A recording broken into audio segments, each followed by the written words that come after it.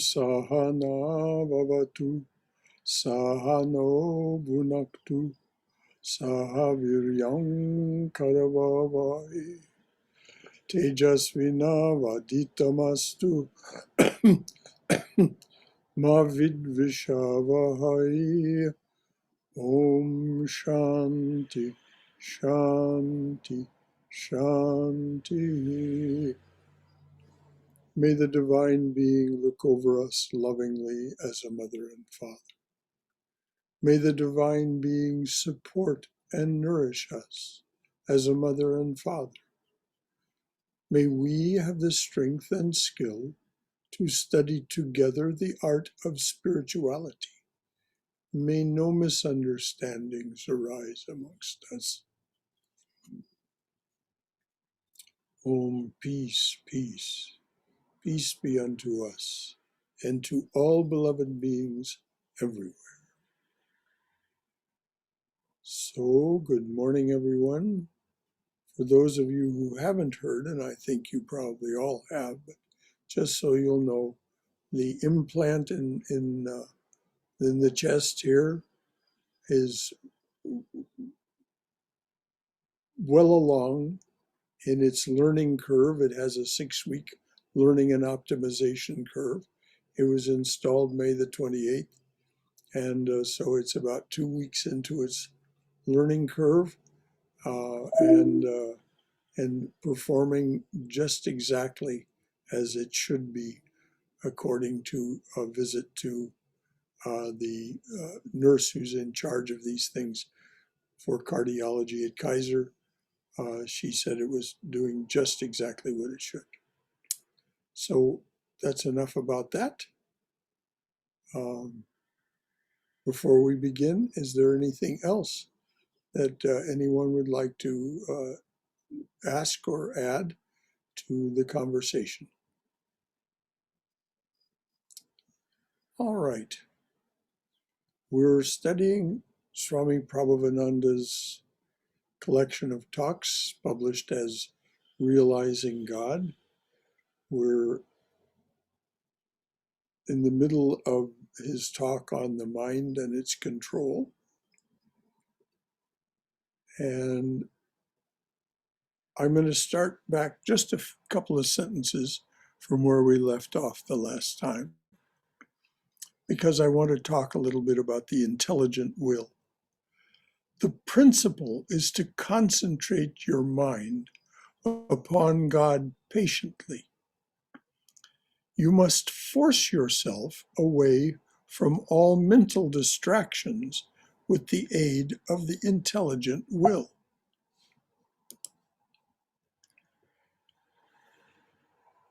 You cannot do it all at once, but little by little.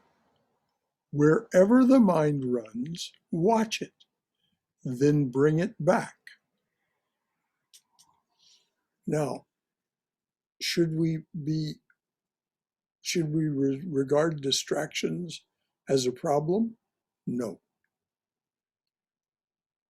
When the Swami says, watch your mind, this is how we learn about the contents of our waking awareness and our active subconscious. Very useful information, because we see the patterns that are part of how we can keep ourselves distracted from the truth, the reality of God. The intelligent will is that aspect of ourselves that allows you to say, these habits of mind and action are no longer satisfactory to me. I have seen a brighter light. I will do what I can to move toward that light. I'll seek those teachings, teachers, and practices that move me toward something higher. This is the discriminative power, or the intelligent will. It's very, very important that we learn to hear that intelligent will and heed its gentle suggestions. It doesn't force. So I'll just read this again. The principle is to concentrate your mind upon God patiently. You must force yourself away from all mental distractions with the aid of the intelligent will. You cannot do it all at once, but little by little. Wherever your mind runs, watch it, then bring it back. This is absolutely central to the first couple of years of contemplation, concentration, and the practice of meditation. Through such, now this is back to the Swami, through such practice, it becomes controlled. The mind becomes controlled. Now, the Swami is about to address the distractions which comprise the world. What about this world? Do you have to discard it? No, this world is a misreading. What we see and experience is only a misreading due to our ignorance. There is a saying of Sri Ramakrishna, if you place zeros together, you will have only zeros, but place one before them, and there is value. Now, this is a very profound statement of Sri Ramakrishna. As long as we have these zero-sum experiences, these experiences of life in the world that are not ultimately satisfactory, these are the zeros that Sri Ramakrishna is talking about. And we can go on accumulating them endlessly. But when we place the one in front of the zeros, then there is value. Then what was 4 zeros becomes 10,000 by adding by adding a 1 in front of it. The world as we experience it in our ignorance is not the real world. When the vision opens up, you begin to see behind this appearance. When the vision opens up, you begin to see behind this appearance. And this is an absolute truth. Everyone who practices contemplation, concentration, and meditation for some years will tell you that this is a fact, what the Swami is saying. Shankara says, by whom is this world conquered? By him who has conquered his own mind. By whom is this world conquered? By him who has conquered his own mind. This is what all of the great teachers mean when they say that they have overcome the world. They have conquered their own mind. Again, Shankara says, the mind of the experiencer creates all the objects which he experiences while in the waking or dreaming state. The mind of the experiencer creates all the objects which he experiences while in the waking or dreaming state, which is why when we're practicing contemplation, concentration, and meditation, that's why I said, don't resent the distractions. See what it is that your mind has been creating. And there is an aspect, particularly as you go from concentration into meditation, after some long period of time, usually a couple of 3 years, where you enter a state that is parallel to the dream state. Your mind is in that same state. And so you see what is in your active subconscious, which is what produces our dreams. So you see not only what's in your waking awareness, the patterns, what it is that your mind is creating. The Shankara says, and everyone who teaches these things agrees that he's absolutely right. The mind of the experiencer creates all the objects which he experiences while in the waking or dreaming state. So you don't, though you learn to not participate in the distractions, you don't resent them or think that something's wrong. This is just the nature of the mind that you are learning to control. So you slowly and slowly see the patterns in your waking and dreaming state. And that's what the Swami meant when he said, wherever the mind runs, watch it. Then, and he could have added the word gently, bring it back to your practice.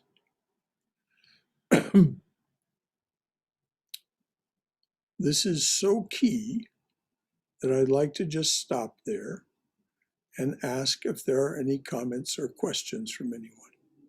Anything to add or ask about what was just said from your own experience? What has been your experience of practicing meditation? So this is what you would add to our discussion. Or what is it that you want to ask about what's been said? Anything at all? Good morning. I have a quick question, Brother Shankara. You can always drop that word quick. Yeah, I know. Okay, I have a question. All right, aren't you? Uh, um, I've been delving into the very heights of Vedantic wisdom, and they keep trying to tell me that there is no doer or there's no one who is there to seek enlightenment. And I'm just confused by that. And I'm also wondering this idea of it seems like Prabhavananda is talking about the gradual form of enlightenment. You know, it takes time to become enlightened, but by slowly purifying the mind. Mm-hmm. Whereas Ramana Maharishi talks about this immediate form of enlightenment Mm-hmm. where the questioner disappears. So I was wondering what the Ramakrishna order's perspective on Never ask me what the Ramakrishna order perspective is. what's your I perspective? only know what I've been taught. The Ramakrishna order does not have dogma that is shared by everyone. That's beautiful. That's So beautiful. here is the answer.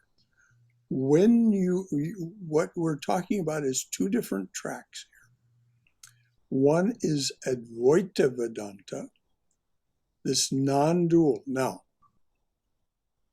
it takes great power, focus, and unbending will for this immediate path. We have to understand that though Ramana Maharshi talks about immediacy, he himself spent 16 years perfecting what it was that he became. So, yes, it can be grasped immediately. This is what's meant by the Vedic sayings that awaken, that light the lamp of discrimination. But for most of us, Anshu, for most of us, that do not have that iron will, that, that determination. Vashishta says the same thing in his Yoga Sutras. Shankara says it in the Viveka Chudamani. You can have that immediate experience, but only if you are truly willing to release every kind of attachment to desire. You must be able to say neti, neti, not this, not that, to everything.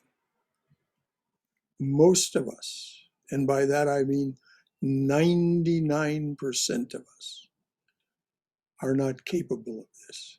So don't measure yourself against that, Anshu. No one here present this morning should measure themselves against that. The words of the Swami are for the other 99% of us. How fast you will proceed is absolutely imponderable. And this business about whether there's a doer or not, well, if you choose to come to tomorrow morning's talk, which is about that aspect of Sankhya cosmology called the three gunas. And we'll talk about the doer and what the teachers tell us about the doer. And it is a far easier path. But we really need to keep in mind that Ramana Maharshi did not achieve what he achieved. He awakened one night, but it took him 16 years of relentless work to perfect his way of being. I did not know that, Brother Shankara. Thank you for enlightening me.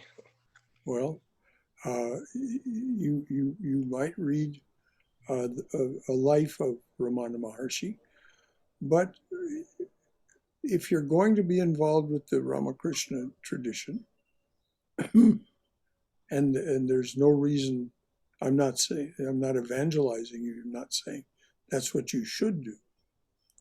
But if you decide on the Ramakrishna tradition, then it's probably best not to try to ride both railroads at once. Gotcha. You can take Thakur's train, or you can, and which is represented by Swami Prabhavananda very accurately, or you can take Ramana Maharshi's train. Gotcha. But it's very hard to ride both at once. Thanks Thank you, for Brother. asking that question. Anything else from anyone? Brother Shankara, Yes, Swam. can we look at some of the ways in which we are misunderstanding the world and also the non-participation aspect? Well, the way we misunderstand the world, most fundamentally, according to Sri Krishna, is that this, what Adi Shankaracharya says, the mind of the experiencer creates all the objects which he experiences while in the waking or dreaming state. So and this is not just true of you, it's true of all of us, we have a limited grasp of name and form. And so out of our vocabulary of name and form, we create the objects which we experience. And this is one of the things that we see as we practice contemplation, concentration, and meditation, is really how limited our vocabulary is. by comparison with what is in universe. This, of course, is the pursuit of science. They keep trying to expand their vocabulary by understanding more and more of how universe works. Of course, it being infinite, as it is a satisfying and useful task, but an endless one. So we misunderstand the world by thinking that the reality that we seem to create, the seeming reality that we create, is the reality. So the second part of your question, Swayam, was About the non-participation aspect. non-participation. Well, the Swami says you don't have to discard it. You just have to understand it.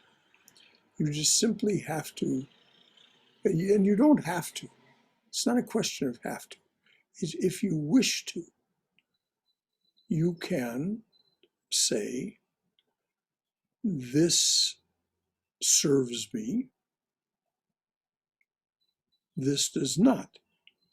In the vocabulary of spiritual practice, it's discrimination between the pleasant and the good.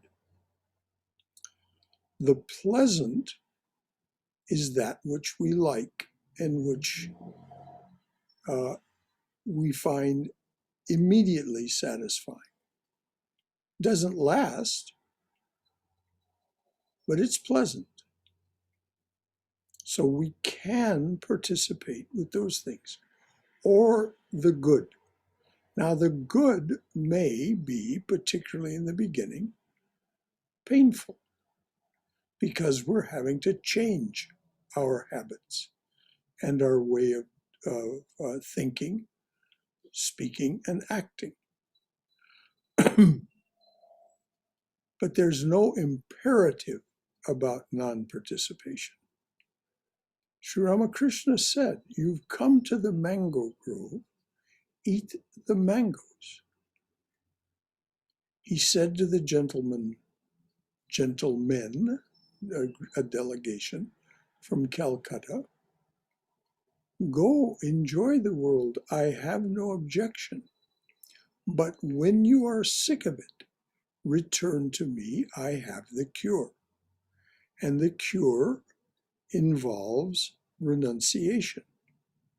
Not because you've been bad and wrong or there's anything bad and wrong, but simply because you're sick of the world and sick of its uses and sick of its pursuits.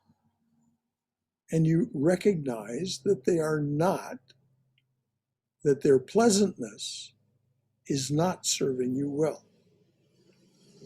So your non-participation, your renunciation, is an act of your intelligent will.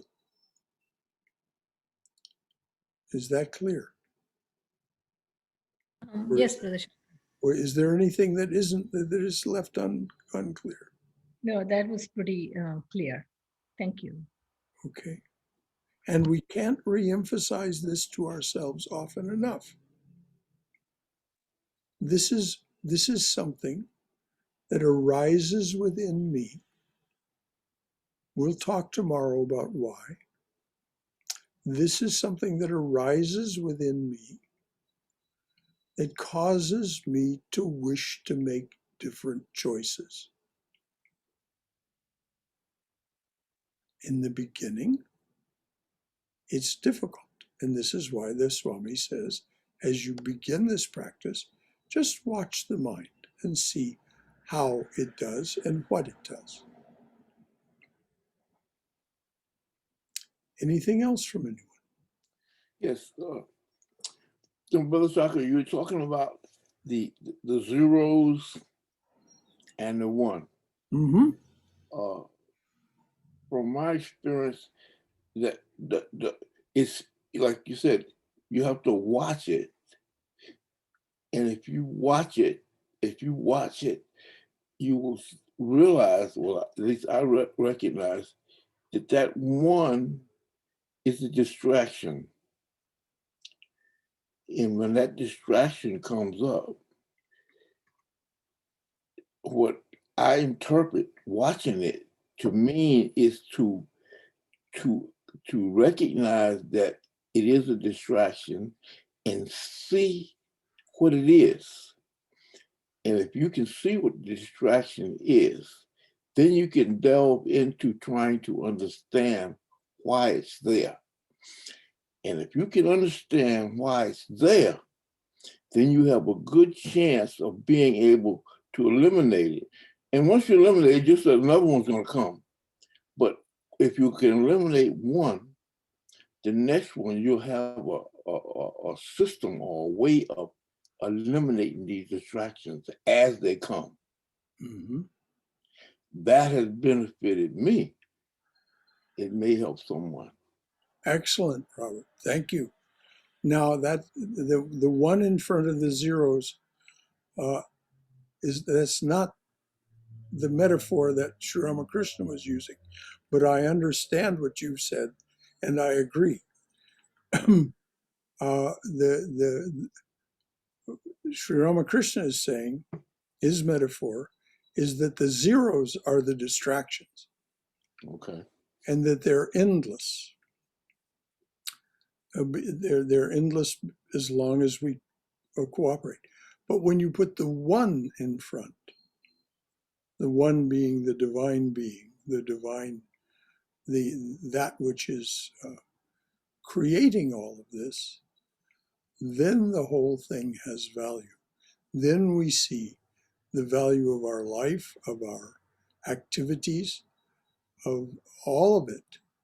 It's not valueless, as the word zero would seem to indicate. It's not valueless, but it's only brought into perspective through the clarification that that which is the creator and that which is the real creator and that which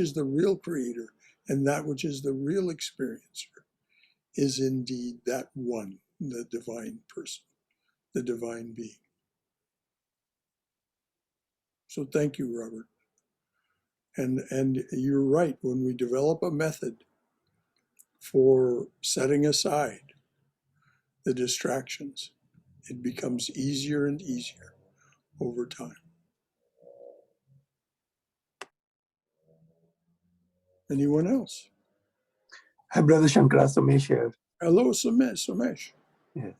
So, Shankara, I want to actually, what Robert said, that we observe the distractions and we come to know why there are distractions. Is it like, okay, I do another course where they look at, why, like, something we have identified ourselves as that, okay, I am not smart, or I am not this, or our world is like this, something like that. And that brings the, sometimes the upsetting reactions to certain things. So there are certain things, if my wife says those words, I get upset, for example. So is it always possible to know why, and does it make a difference that why I am having these distractions? It probably is not worthwhile reasoning about it, Somesh, trying to sort it out. Sometimes it's just painfully obvious to us when we see it clearly as we come to know our minds. We see clearly where some particular experience we had in the past causes us to believe that the world is in such and such a way. When if we compare that with our experience ever after that experience, we'll see it isn't that way at all. We've been making the world that way because that's what we expect it to be. Yes. Sometimes that happens. But for most of the patterns that we see, we don't need to think about what are the roots of these. We simply observe that they exist. The patterns exist, the patterns of distractions. The technical word, the Sanskrit word, is upadhis, and it means limitations. We have various ways of limiting the unlimitable, the infinite, because that's the way we can live in the world. But it is certainly not definitive. It's certainly not determinative. It's only functional. And some of these upadhis serve us well. Most of them do not. Most of our vocabulary of name and form does not serve us very well. It's a long habit that we've learned of thinking, a series of habits of thinking, and therefore creating expectations of the way things are. And they don't serve us well, except in their limited context. And when we try to go beyond that context, there's resistance. But when we push through the resistance, as Robert said, when we push through the resistance, we find, oh, that wasn't a definitive and determinative limitation. It was just a way of thinking and behaving. And so we go beyond it. And then slowly and slowly we go beyond more and more. But as we practice contemplation, concentration, and meditation, we become aware of these upadhis. We become aware. We see them because they're what tries to interrupt us as we're practicing whatever practice, spiritual practice, we're doing, whether it be watching the breath, chanting a mantra, or visualizing an image, whatever it is that we're returning our mind to when we're doing our practice, we see what it is that tries to interrupt us. And it may or may not serve us well to be fully informed as to just why that pattern exists. Some of our patterns, called I've forgotten now the technical term, but they're a pattern of samskaras, a group of things. Like, why do I overeat? You know, it isn't just one reason. It isn't just one thing. There's lots of things that go into it. It's true of all of our addictions. Thank you, Somesh. Thank you. Anything else? Thank you. No, that was, thank you. This is Haima. Yes, Haima. That's what my experience has been.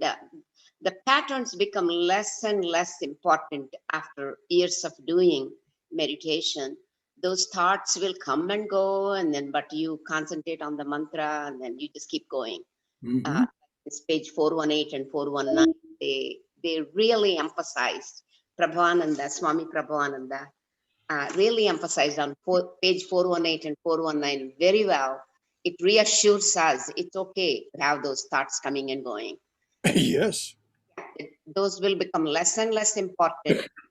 Then we can continue to concentrate and pull back our thoughts all the time. Yes, we sink below them. Yes, that's what. We sink into the silence. Exactly. Thank you so much. That's. Thank you, Haima. Sure, Brother Shankara. Anything else from anyone? Brother Shankara? Yes, dear. So my thoughts or words will probably come out very clumsy, but I'm trying to bring out what's inside my head, so to speak, the limited understanding that these distractions are so entrancing because the one that exudes that creativity wants it that way. And in a way, it is enjoying that, as I guess each one of us. At the same time, the it eventually does not want the pieces to forget that it created. So, not for the individual creations to think that they are doing it. It does sort of want the credit, to put it that way. So at some point it, I guess, um, stimulates or motivates the inner being in all of us to seek to that realization that it's all it, the one. I don't know if what I said came out. Yes, yes, yes, I understood. Indeed, it is that creative impulse. It is that simple love of being and doing that produced this mininess. It wasn't an accident. We, as the divine being, want it. It loves to happen, said the great saint and philosopher mystic Marcus Aurelius. It loves to happen. And so, but it never meant for us to get stuck. It's not, its intention is thwarted when we get stuck and attached to our things that we like, attached to things that we don't like. It it it it blocks the process of creating something new. So we get on this hamster wheel of repetitive things, trying to find the satisfaction that we originally found in some pattern of behavior. But of course, that's not possible. It yields less and less the more we practice it. And furthermore, it's blocking that which we will further enjoy if we allow ourselves to be free of those attachments. So the creative impulse will go on as long as we are embodied. And when we leave the body, if we leave the body in full consciousness, as Sri Krishna tells us to do, then we'll have a choice. Do I wish to return to this? Do I wish to go to a swarga and enjoy the merits, enjoy the fruits of the merits accumulated during this bodily incarnation, and then return to another one? Or do I wish to be done with this? I've been to the mangrove grove, I've eaten the mangoes, I've enjoyed the world, but now I'm sick of it. So no more embodiment. So you take the solar path, the path of the saints.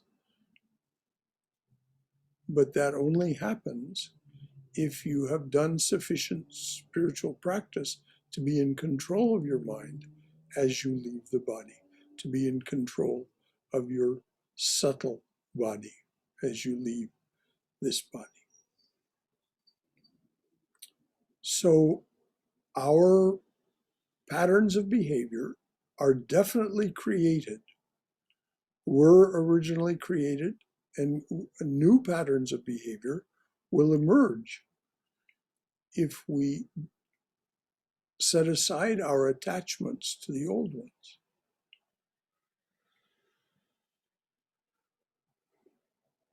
Thank you, Brother Shankara. That was very enlightening about spiritual practice, the importance to be in control of the mind at the time of passing. Thank you. And in the meantime, because we're constantly passing from one moment to another. As many times as I may be reborn, grant me, O Lord, a steadfast love for thee. We're reborn every moment. And this is why, Muhammad said, die before you die, and then be reborn. Thank you again. You read that poem of Rabia's about that particular, you have that book.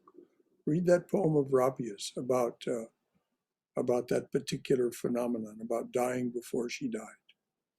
It's really illuminating. I will. Thank you.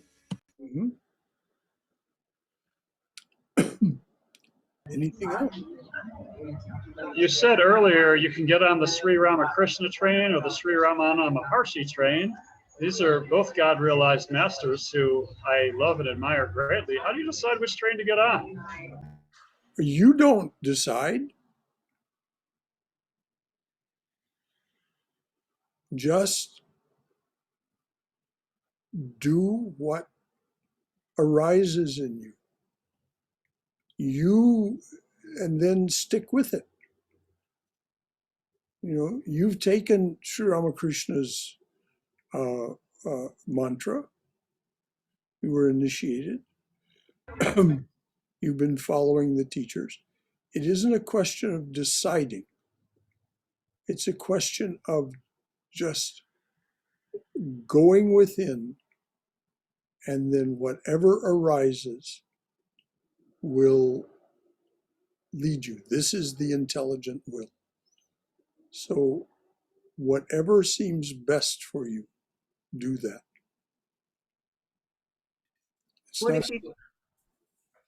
Yes, please, go ahead. What if you get on the train and you discover that they're all on the train? Well, that's a whole other story. I'd say you're very lucky. That is. After all, there cannot be more than one train, really. But Ramana Maharshi's way is different than Thakur's way. Yes, but they're not separate. No. And they're good friends. Oh, they're very good friends. And they ride on the same train. This is one train. Yes, dear. But can most people see that as you say it? I don't know. Maybe, well, I do have this thought. I know what you're saying, but I wonder if more people were just told that that's a possibility rather than corralled into one room in the one car on the train, so to speak. I think so much of what we learn is a result of what is presented to us by parents when we're growing up, and culture and religion that we grow up in, and then all that. And I'm not saying, of course, not saying that that's bad. I'm just saying that I think more people who are serious spiritual seekers would get that, would see that. And because they've never been told it's a valid possibility, as something for them to see. That's my story, and I'm sticking to it. I gotta just say something real quickly.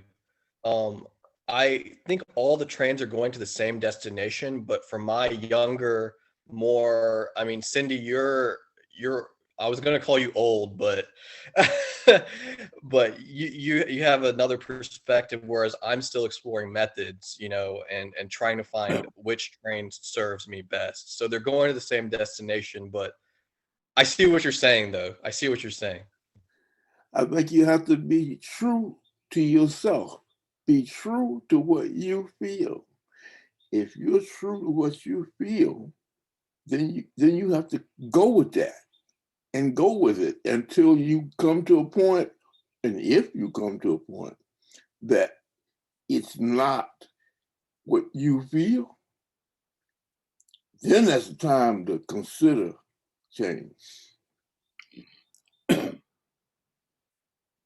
Thank you, all of you, for your contributions.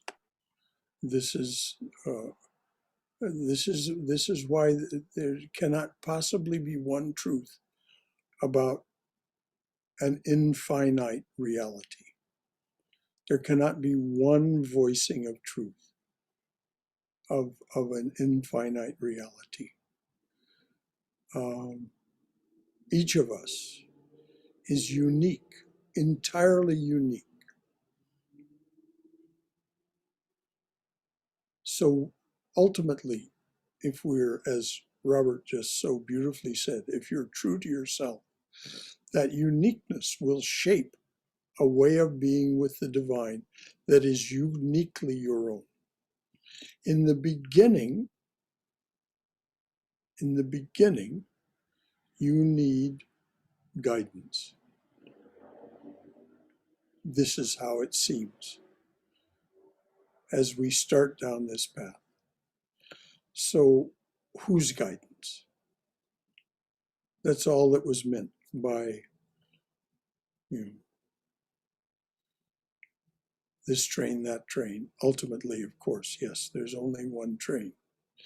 And they're all riding on that train. But that is something that is perceived well down the road for most people. The instructions of Ramana Maharshi and the life of Ramana Maharshi and the life of Nisargadatta Maharaj and the life of Swami Vivekananda all seem very different. Behind it is one reality.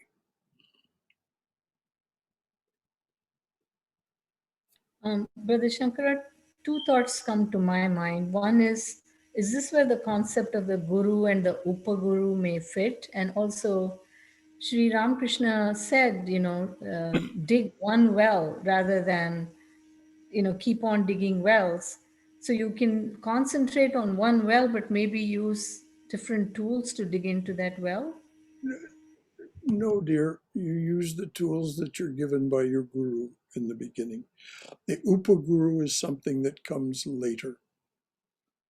The upaguru is they don't both emerge. At least this is the experience that I've had and seen of many. We have a guru, we follow the guru's instructions, and then later we may find other perspectives that are useful to us that can be called upaguru. But if we try guru and upaguru together in the beginning, they're not going to agree with one another. Can we have more than one upaguru, or should there just be one? Oh my goodness, I just don't know the answer to that question, dear. I mean, it just, as I said, each of us is unique. What do you need? And have you really done? This is the eternal question. Have you really gotten the fruit of what your guru taught you? Have you really plumbed the depths of what's available there? Or is it a restlessness of the mind that you've gotten impatient because you don't seem to be making the progress that you think you should make or want to make according to the instructions of your guru? So then you go looking for some other teacher. There isn't any dogma about this. You will find your own way. You will find your own way. What's taught from here is what has come down to this teacher from the Ramakrishna Order Swamis, largely. Although you hear me mention other people like Jill Bolte Taylor. There are other things that have arisen. You've heard me speak of Don Juan Matus, but only as an illustration that there are other perspectives on the same pursuit.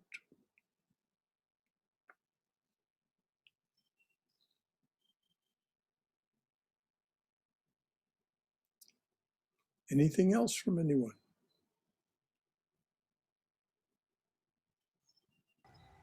Brother Shankar, this is Fred. Yeah, Fred. Good morning, everyone. Good morning. I just wanted to say I really appreciate the. I'm somewhat new to Vedanta. I appreciate the openness and the freedom that this absence of dogma creates, and it has helped me to go ahead and read and research quite widely and get other what I would call influences. And you're right. I kind of when it's brand new, you kind of go from one thing to another till suddenly, oh, okay, this is starting to water the little seed or whatever. So I appreciate it, and I think you're right that in my experience is I don't know how you figure it out, but some things get figured out.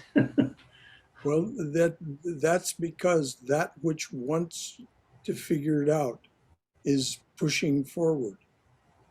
This awakening that you described when we spoke, Fred, it is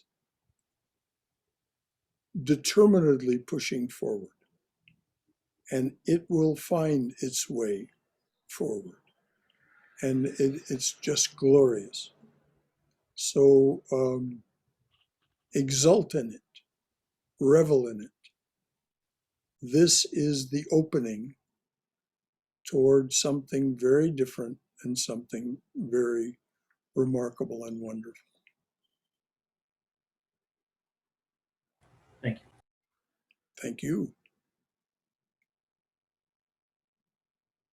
Anything else?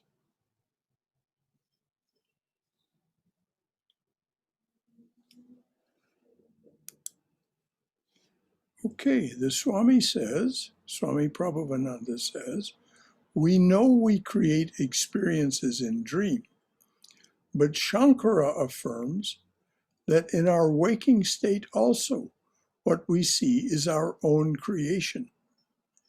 It is the mind that deludes man. It binds him with the bonds of the body, the sense organs, and the life breath. It makes him wander endlessly among the fruits of action it has caused. Now, this is Adi Shankaracharya. Shankara affirms that in our waking state also, what we see is our own creation. And this is what Swayam was talking about. It is the mind that deludes man. It binds him with the bonds of the body, the sense organs, and the life breath. It makes him wander endlessly among the fruits of action it has caused. You see, it is through the ignorance of the mind that we identify with the body and become the subject to the law of karma. Then we go endlessly round and round through birth and death and rebirth until we wake up. Shankara says, therefore the seeker after liberation must work carefully to purify the mind. When the mind has been made pure, liberation is as easy to grasp as the fruit which lies in the palm of your hand. Which is why Ramana Maharshi says what he says. But he also says to people, well, the state that you're in, you should probably practice bhakti for some time. If you study the conversations of Ramana Maharshi, that's what he says to people. Liberation is as easy to grasp as the fruit which lies in the palm of your hand. God is so near. He is the nearmost substance in every one of us. Try to feel that. Now, please take that very seriously. We'll talk tomorrow about the testimony of your senses, that you can feel the presence of the divine, that nearmost substance that's in every one of us. Try to feel that. In every awareness, his presence is there. In every awareness, his presence is there. Without that presence, you cannot breathe, live, or think. In every awareness, his presence is there. Without that presence, you cannot breathe, live, or think. God is so near and yet so far away. To quote the Gita, the uncontrolled mind does not guess that the Atman is present. If the uncontrolled mind does not even guess that God is present within, how can it meditate? And without meditation, where is peace? Without peace, where is happiness?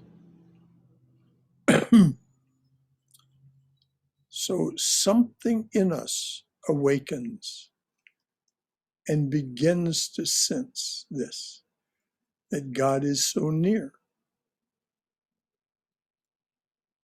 But before that, the uncontrolled mind does not guess that the Atman is present. If the uncontrolled mind does not even guess that God is present within, how can it meditate? And without meditation, where is peace? Without peace, where is happiness?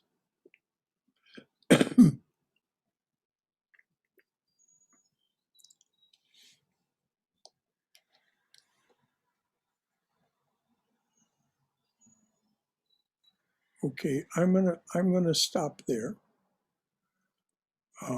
because he's going to go on and talk about the power that causes us to live, breathe, and think. It's 10:58 or 11:58. Sorry. Any final thoughts from anyone? Anything to add or ask? Hi, Brother Shankara, Somesh here. Yes, Ramesh. Yes, and I think you might cover it in tomorrow's session. So if that is going to be, you can just tell that. So when you say that feel the presence of God within us, that is like, I don't know how it feels, but I mean, I can create it. Okay, that God is with me. That is a creation, but it's a self-created thing. But is this different than feeling it? Is it like, I understand feel the presence, but how does it feel? Like, what do you know?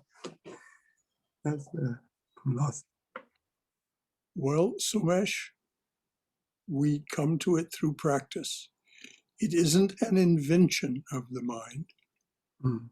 It is a realization of your whole being. Feel the living presence, Swami Prabhavananda says. It's his first instruction for meditation. He says, the chosen ideal, that aspect of God which appeals to you, the chosen ideal is you yourself, no different. Learn to feel that living presence. So it's not an invention of your mind. Mm. It is something that you come to. And if you ask somebody to describe it, it's like asking somebody to describe to you what a strawberry tastes like. They can't tell you what a strawberry tastes like. You have to taste a strawberry for yourself. So you come to feel that living presence when your awareness, your waking awareness, brings itself to the heart center, and you are able to hold it there through whatever spiritual practice you're doing, or able to hold it there until you discover what is there. Then you feel that it's not only there, it pervades your whole body. Then you feel it pervades everything, and that your body is just an invention of the gunas. And that's what we'll talk about tomorrow. And as I said to Swayam, it's very deliberate. The divine being did this on purpose so that we could do this together. May no misunderstandings arise amongst us. This is what it means to study the art of spirituality together and revel in it. Enjoy it for what it is. It is one of the most satisfying ways that we can be together as devotees. Thank you, Somesh. And Thank yes, you. there'll be a great deal more about it tomorrow. Anything else from anyone? Brother Shankara, Yes, dear. um, I was thinking about this whole instantaneous um, realization concept or whatever.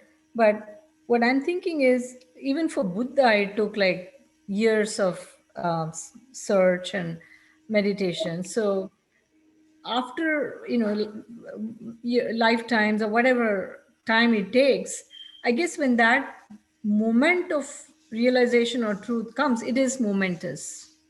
So that doesn't, I guess that doesn't mean that for anybody it can just, flip.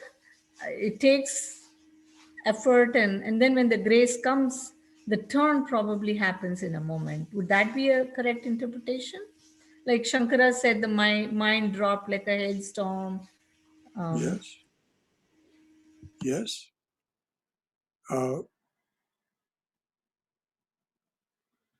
It happens for each of us uniquely, dear.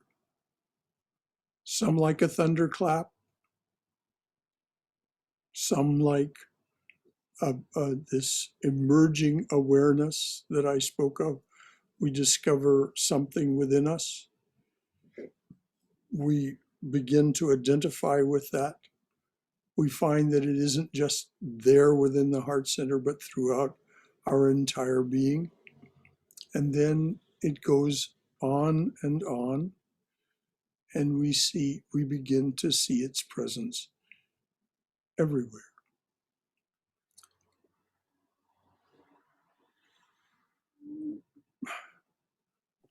It's not possible to define it precisely. It's not possible really to put it into words. But we gesture at it. And realization will happen for each of us as it happens. It will happen. This is what we're promised. And it is something that when with the awakening of desire for it comes to us, it won't leave us alone, really, when that awakening really comes. You can trust it. you can trust that it will not leave you alone. It will continue to nudge you in the direction of greater and greater self-realization. Thank you. Anything else from anyone? Yes, I'd like to leave this conversation with something to think about. Your name is Om.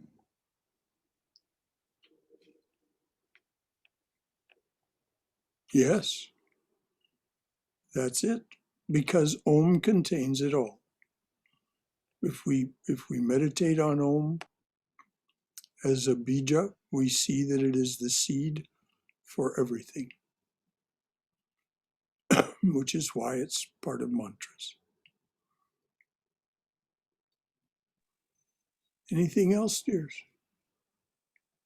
Brother Shankara, the distractions are, when we speak of distractions, are we talking about the things that we see with the sense, pick up with the five senses and our thoughts? Are those Yeah. the distractions? Yes. Okay. The things that come to us through our senses and through our actions. The five organs of sense, our five sense organs and our five organs of action. Okay. Thank you. Thank you for asking. Anything else, dears? All right. Oma Satoma Satkamaya, Tamasoma Jyotirgamaya, Mrityorma Amritangamaya, Abir Moiti. Oh, dearly beloved Lord, lead us from this place of endless change and relentless noise to thine abode of stillness and peace. Lead us from darkness and ignorance to the brilliance of thy wisdom and love. Lead us from death to immortality. Light us through and through. Light us through and through with thy everlasting, shining presence. Jai Shri Guru Maharaj Ji Ki Jai, Durga Durga Durga. May you be safe. May you be healthy. May you be cheerful. May you have peace of mind and go forward in the loving and protective embrace of our divine being as mother and father. Until tomorrow morning, for those of you who decide to join us, this has been joyous. It's been just exactly what we intend to do. So, see you again soon. Thank you, Brother Thank Shankar. you. Hari Om. Goodbye, all. Goodbye. Hari Om. Thank you. Bye.